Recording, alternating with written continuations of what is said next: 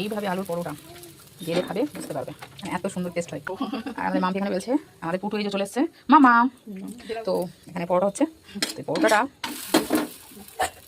সিদ্ধ করা আলু আছে, ধনে পাতা, চিড়ে, আদা কুচনো, লঙ্কা, নুন, চিনি, তেল, জোয়ান সব কিছু দিয়ে ভালো করে টক দই দিয়ে ভালো করে মাখিয়ে রেখে দিয়েছিলাম।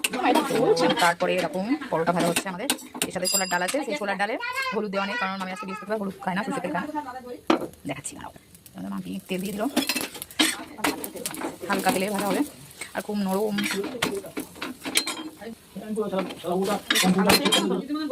রেডি আমাদের পরোটা, দেখো এত সুন্দর নরম, মানে আমি মুখে করছি পুরো একদম, বুঝতে পারছো এরকমভাবে আলু পরোটা ছোলার মানে কাবলি ছোলার তরকারি যে কোনো কিছু দিয়ে খেতে পারো, ঠিক আছে। এরকম করেই সবাই একবার হলে খেয়ে দেখো, ভালো লাগবে।